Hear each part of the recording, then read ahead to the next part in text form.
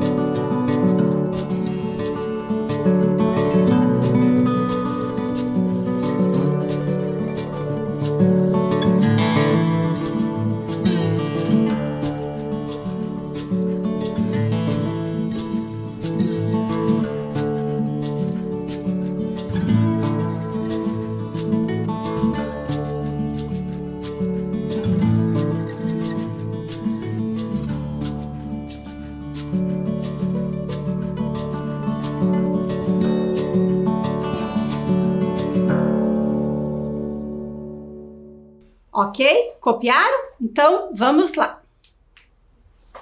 Assistam o vídeo que preparamos para você.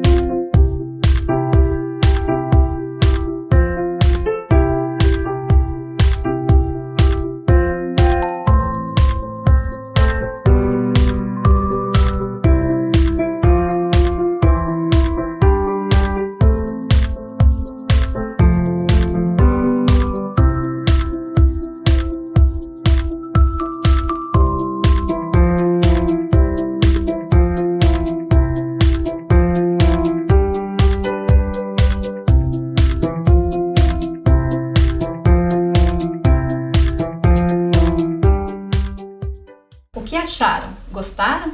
Esse tema irá permear todos os assuntos das nossas próximas aulas. E aí, pessoal? Por falar nisso, nós vamos começar sobre um assunto bem interessante, que eu vou fazer uma pergunta para vocês. Vocês sabem o que é um direito? Já pararam para pensar nisso? Então vamos lá. O direito é o que regulamenta as relações humanas quanto à responsabilidade da convivência em sociedade. Então, nós precisamos conviver em sociedade e, para isso, nós temos alguns direitos. Você sabe que existem direitos que são fundamentais? Fundamentais porque eles são muito importantes. Na nossa Constituição, lá no artigo 5º, ele diz respeito a alguns desses direitos fundamentais. E eu vou ler para vocês os principais. O direito à vida, o direito à liberdade, o direito à igualdade.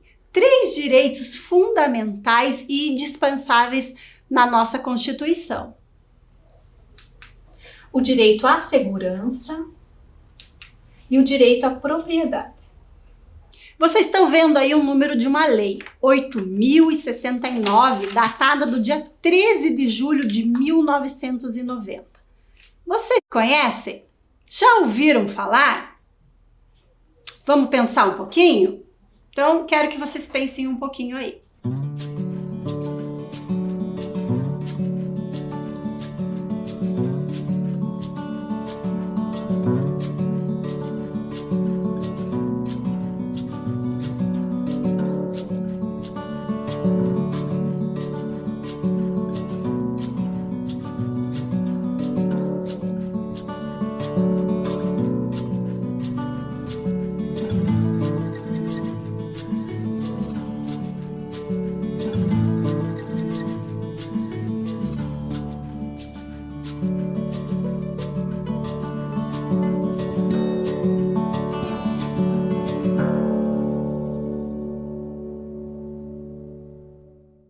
Nós vamos falar sobre o Estatuto da Criança e do Adolescente.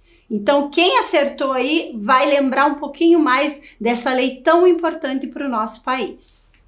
O Estatuto da Criança e do Adolescente é uma conquista dos movimentos sociais e da mobilização popular, um marco na garantia dos direitos e na proteção de crianças e adolescentes brasileiros. Você sabe como essa lei foi construída? Vocês já pararam para pensar? Será que ela surgiu assim? Ela surgiu de manifestações de movimentos sociais e principalmente de crianças. Interessante isso, né? A história da regulamentação dessa lei é bem importante para nós. Foi construída a muitas mãos e os textos que estão hoje nesta lei vêm lá da nossa Constituição Federal. Podemos dizer que a Constituição Federal é um marco importante para a criação do Estatuto da Criança e do Adolescente. E para a gente ter certeza disso, nós vamos ouvir agora um áudio da relatora Rita Camata. Ela foi uma pessoa muito importante no processo dessa lei. Então escutem com bastante atenção. É uma lei que tem a preocupação desde quando o bebê está no ventre da mãe. Todas as políticas preventivas que são necessárias, o suporte à família para que dê a educação, o limite, a formação aos seus filhos, até aquele que não teve essa oportunidade, que houve omissão da família, da sociedade e do Estado, que são os que estão acometidos nas medidas socioeducativas. Ouviram o áudio? Gostaram? Essa concepção de infância é nova? Claro que não, né?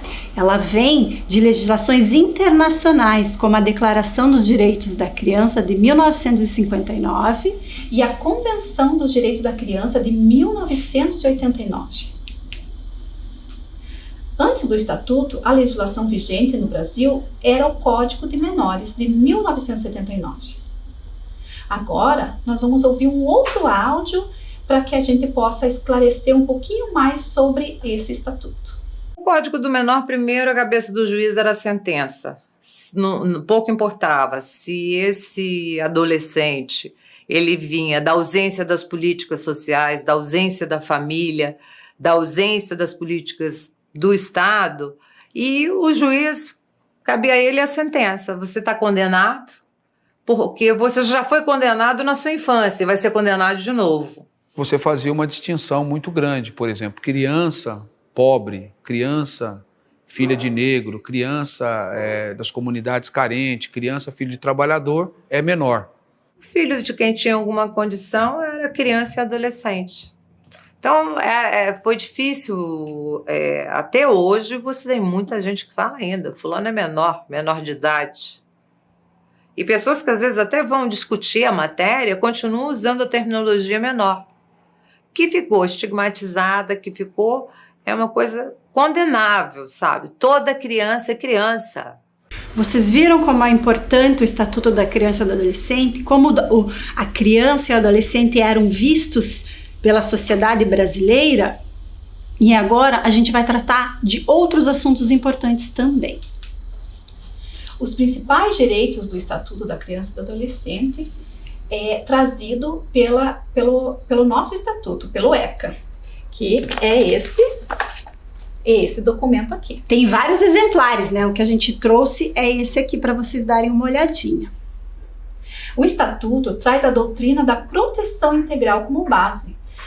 Reconhece a criança e seus direitos à proteção. A partir do ECA, o Estado, a família, a sociedade atuam de forma conjunta para garantir os direitos da criança e do adolescente. E aqui nós apresentamos para vocês alguns, os principais desses direitos. Direito à liberdade, ao respeito e à dignidade. Direito à convivência familiar e comunitária. Direito à profissionalização e à proteção no trabalho. E direito à educação, cultura, esporte e lazer. Ser protegido de casos de violência, seja ela física ou psicológica. Por isso que a gente chama que são os principais direitos do Estatuto, porque eles englobam todas as nossas necessidades e nossos direitos. E ele está organizado, ele é dividido em 3 eixos. Vamos ver quais são os 3 principais eixos? Primeiro, garantias universais e tem caráter preventivo. Então, é aquele que diz que as crianças e adolescentes devem crescer em plenas condições. A segunda parte do documento, da lei, ela garante a chamada proteção especial. São as medidas protetivas que dizem respeito àquelas situações de violência, seja ela familiar, institucional ou da comunidade. E a terceira parte do documento é a das medidas socioeducativas, que é aquela parte que fala sobre adolescentes que tiveram ou que cometeram alguns atos infracionais. Então essa, professora Elis, é a estrutura do Estatuto da Criança e do Adolescente, um importante documento, uma importante lei que discorre sobre esses direitos. E além do Estatuto, Dani, nós temos outros direitos para serem usufruídos na nossa cidade. E agora a gente vai falar um pouquinho sobre isso. Como é que a gente, já pararam para pensar como é que a gente exerce a cidadania na cidade? Então vocês têm aqui 2 imagens de 2 espaços da nossa cidade. O Bosque do Capão da Embuia, vocês conhecem? É um lugar bem interessante, tem um museu lá, e o Bosque Portugal. Acreditam que eu não conheço ainda o Bosque Portugal? Quando essa pandemia terminar, é um ótimo lugar para a gente ir, não é verdade? Eu não conheço ainda. Você conhece, professora Elis? Não, são espaços longe da minha casa e são espaços que eu gostaria de conhecer. Esses espaços, não só esses 2 aqui, mas outros, são espaços que servem para contemplar a natureza, para fazer atividade física, para relaxar. São espaços que a gente interage com eles, né? Eles são significativos para nós. Alguns a gente conhece, outros não, mas esses estão na nossa cidade. E quando a gente chega nesses espaços, a gente gosta de encontrá-los bem organizados, limpos, não é mesmo? Aqui nós temos outros 2 espaços. O Parque Tanguá e o Memorial Ucraniano. E quando a gente encontra um local, Dani, que não está limpo, não está organizado, o que a gente pode fazer? Pois é, né? Tão desagradável, né? Mas a gente pode fazer algumas ações que são bem importantes quando a gente chega num espaço e ele não tá limpo, ele tá, depredado às vezes, né? O que a gente pode fazer? Vamos ver? A gente pode entrar em contato com a Guarda Municipal no 153 ou na Prefeitura no 156 e fazer a nossa parte também, né? A gente precisa manter esses locais assim como nós nos encontramos. Exatamente, né? E se eu ver alguma coisa que eu posso resolver, eu não preciso ligar para o local, eu mesma posso resolver, né? Eu preciso manter esses espaços do jeito que eu gostaria que fosse, como na minha casa, por exemplo. E aí, eu trago para vocês uma reflexão. Vamos pensar um pouquinho? Como você exercita seus direitos e deveres na escola? Vamos pensar?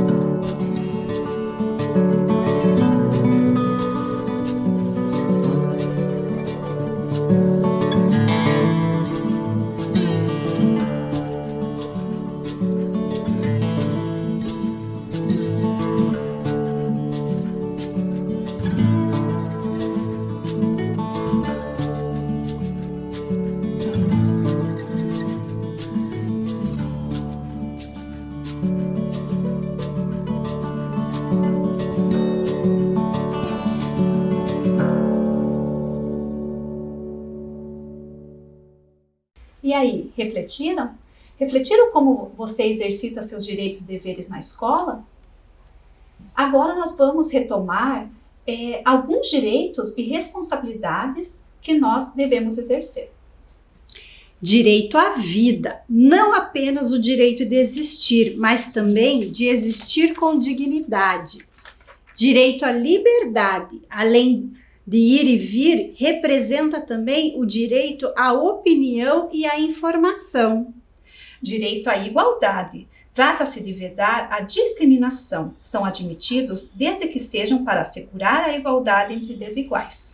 Direito à segurança. Podemos analisá-lo tanto pela ótica do direito à proteção física dos indivíduos, como de proteção jurídica do indivíduo perante o poder punitivo do Estado.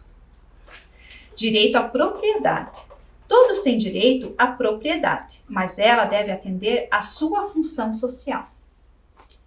E aí, conseguiu na sua reflexão encontrar algum desses direitos que a gente acabou de falar agora aqui? Conseguiram perceber se lá no espaço da escola esses direitos são realmente efetivados? É uma boa reflexão e uma boa discussão para as nossas próximas questões. Você sabia que a escola é um espaço em que todos os estudantes têm vez e voz? Olha só que interessante essa questão. Todos os estudantes têm vez e voz. Vamos refletir um pouco sobre isso?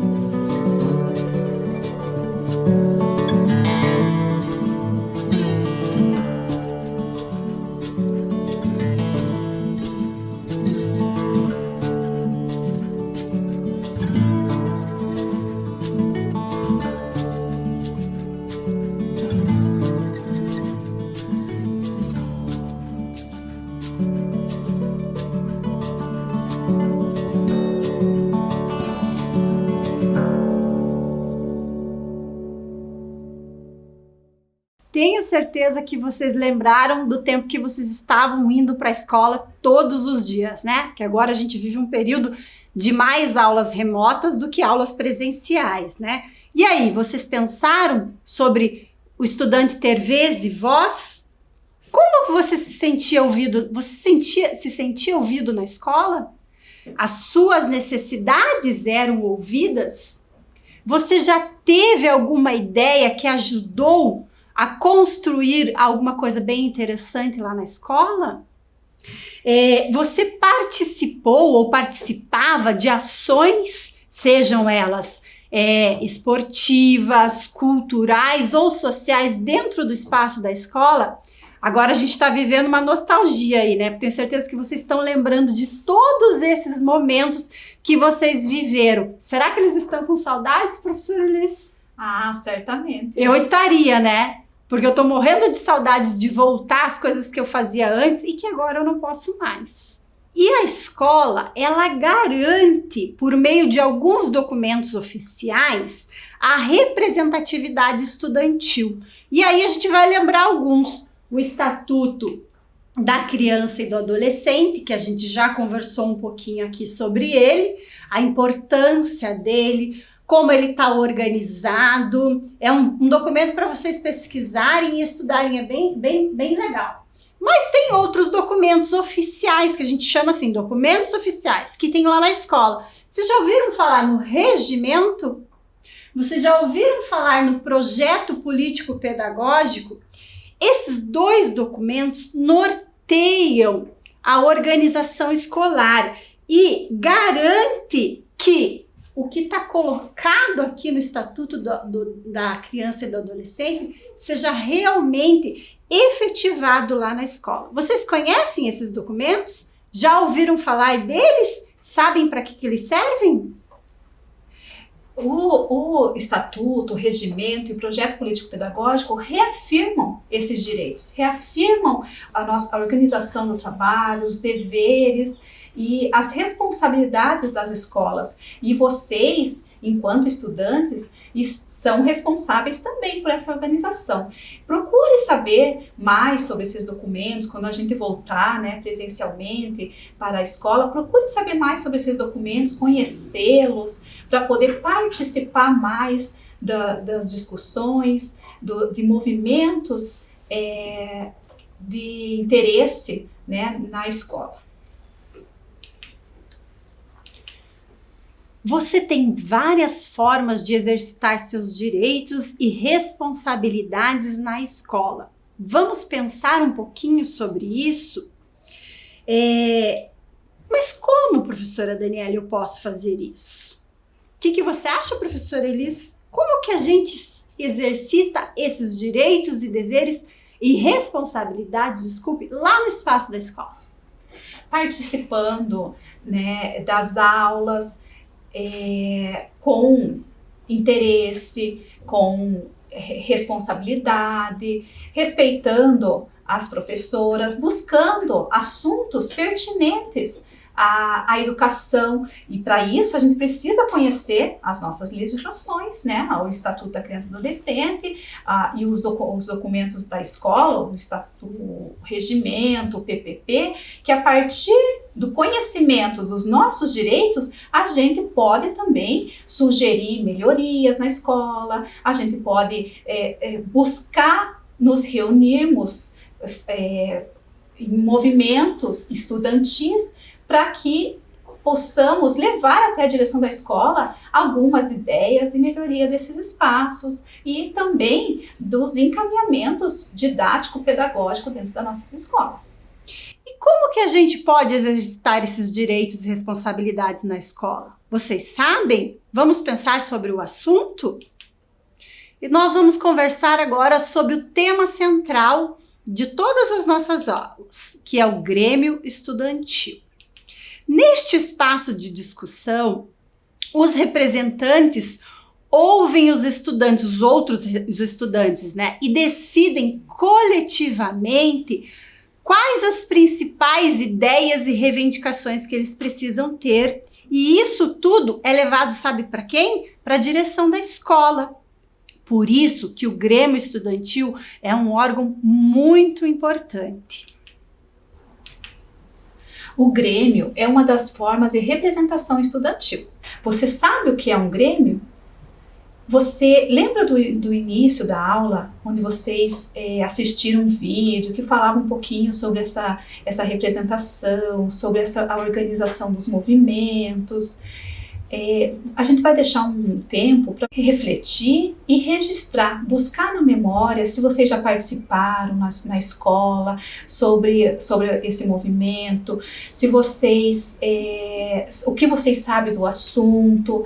E se vocês não souberem, não conseguirem nesse momento fazer o registro, vocês podem buscar posteriormente na escola onde vocês estudam, numa oportunidade de retorno, se informar melhor sobre essa organização, como que se dá o Grêmio na sua escola e participar se tem também. Ou não, né, professora Isso. Elis? Se tem o Grêmio, porque temos escolas que, né, com a possibilidade de não ter essa organização. E se tem esse movimento, se vocês podem participar, né, quem são os representantes, registrem nesse momento o que vocês sabem sobre esse movimento, sobre essa organização, sobre essa forma de representação estudantil.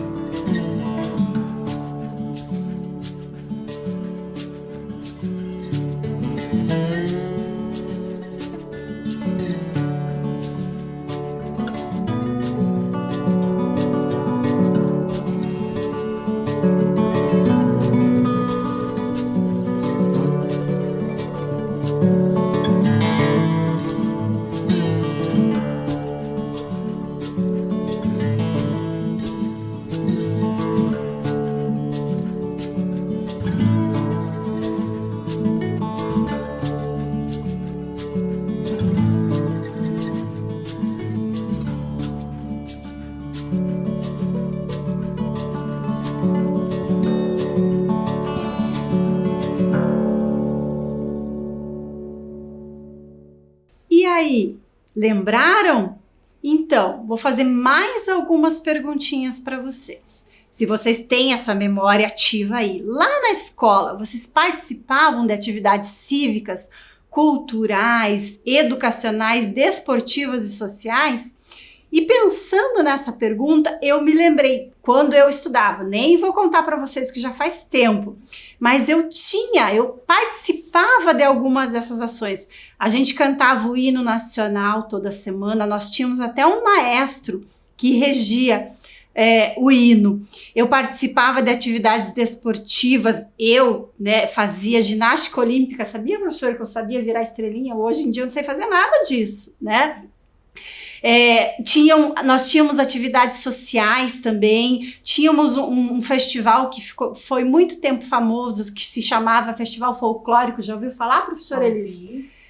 Até um tempo atrás eu tinha essas fantasias guardadas, e tudo isso era articulado uma boa parte dessas ações era articulada pelos estudantes que estavam lá na escola. E isso é bem importante, né? Tinha também, eu lembrei agora aqui, feiras de ciência também. Na escola de vocês tem? Eu já fui visitar algumas feiras de ciências nas escolas. E você, professora Elis? Também, várias escolas, né? Participei organizando enquanto professora, ajudando como pedagoga na escola. Essa experiência como professora eu tive. Agora, como aluna, né, como estudante, como a Dani, já não. Eu tive esse privilégio. Tive esse privilégio de né, ter de essas duas experiências. E agora que vocês resgataram as memórias, eu garanto que até algumas fotos nos celulares de vocês acharam, né? Porque hoje em dia você vai lá no celular e olha tudo. Dá saudades, não dá? Então vamos continuar falando um pouquinho mais sobre a importância do Grêmio Estudantil. O Grêmio é uma das instâncias que favorece a escuta, os anseios e as necessidades dos estudantes junto à direção da escola. Então, você já pensou se todos os estudantes fossem falar com a direção, fossem lá buscar o diretor, o vice-diretor da escola, quando tivessem alguma dúvida, precisasse desse momento de escuta? É muito comum, né, a pedagoga também, vocês buscarem, reivindicarem.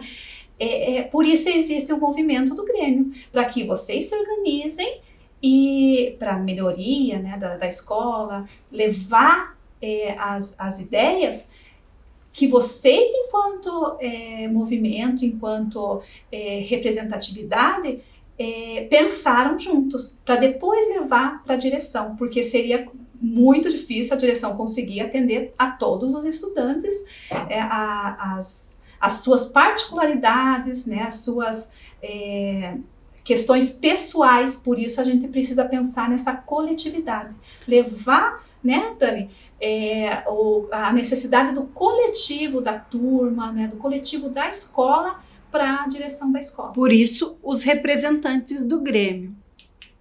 O Grêmio, se vocês sabiam que o Grêmio é uma organização sem fins lucrativos, o que significa isso? Ela não arrecada fundos, né, recursos financeiros, não pode, né, fazer isso. Que representa o interesse dos estudantes. E aí ele tem os deveres, ou fins, né, como vocês acharem melhor, que são os cívicos, os culturais, os educacionais, os desportivos e os sociais. A gente já falou um pouquinho sobre esses exemplos. E nós vamos falar também, num outro momento, sobre a composição do Grêmio, que são as diretorias, o papel, né, de cada representante no Grêmio. É um assunto bem interessante, toda a parte de organização documental que existe toda uma regra e uma organização para o Grêmio existir na sua escola, que se você ainda não tem, você já pode pensar para articular, se você tem vontade, né, professora Elis? Exatamente, temos várias legislações que já vêm garantindo, desde a Constituição, a LDB, o Estatuto, que nós já conversamos bastante sobre ele, trazem essas legislações que respaldam, né, as unidades para trazerem também nos seus regimentos, no PPP da escola, algumas ações envolvendo o Grêmio Estudantil. E uma das principais atribuições do Grêmio é escutar os estudantes e levar as propostas significativas para a direção da escola. A gente já falou sobre isso, mas é importante retomar, né? Quando você participa das reuniões propostas pelo Grêmio, você exerce seu direito de falar e de ser ouvido perante seus colegas. Lembram dos direitos fundamentais que a gente comentou no início da aula? Ele é exercido aí, nesta forma, quando você é ouvido. E é claro, as suas propostas precisam ser coerentes, né? Não posso propor nada que seja absurdo ou que fira algum outro direito, né? Essas propostas, elas precisam vir ao encontro do bem comum da escola ou de alguma necessidade que vocês viram, seja ela física ou social ou da estrutura, melhorar alguns espaços, é uma ação bem comum dos grêmios também. Então temos várias ações e atribuições do Grêmio. Ele transita por vários campos da escola. E o Grêmio é o órgão máximo de representação dos estudantes da escola. Atuando nele, você defende seus direitos e interesses e aprende ética e cidadania na prática. E quando você participa, né, de reuniões, propostas pelo Grêmio, você exerce seu direito de falar e de ser ouvido perante seus colegas. Desta forma, as sugestões e reivindicações dos estudantes são levadas para a direção, que junto ao conselho de escola analisam essas propostas. Então a gente precisa pensar anteriormente nas propostas, nas necessidades que a gente enquanto estudante percebe no interior da escola e reunir todas essas propostas para que sejam levadas para a direção que vai ter no momento de conselho de escola essa decisão, né, das propostas que são viáveis, as que, né, podem ser colocadas em prática diante da realidade de cada escola. E o conselho de escola, ele também é um outro órgão colegiado de representatividade, só que daí são outros representantes, mas ele também tem a ideia de representação e de ouvir e de decidir também sobre algumas questões. Você sabia que o Grêmio Estudantil faz parte há muitos anos das escolas municipais da cidade de Curitiba? Vocês sabiam disso? Na sua escola tem Grêmio Estudantil? A gente já perguntou isso, e agora? Você já participou de alguma reunião do Grêmio ou alguma proposta? Agora eu vou apresentar para vocês as escolas dos anos finais, do 6º ao 9º e os seus grêmios. Então vamos lá. Escola Municipal Bairro Novo, Guilherme Lacerda Braga Sobrinho, ou mais conhecida como Caíque Bairro Novo. Nós temos um Grêmio lá. Escola Municipal Maria Clara Brandão Tesseroli. A escola Caíque Bairro Novo fica no Bairro Novo.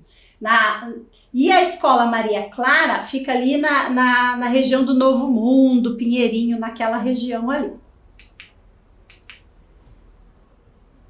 Temos também a Escola Municipal do Caíque Cândido Portinari e a Escola Municipal Professor Erasmo Piloto.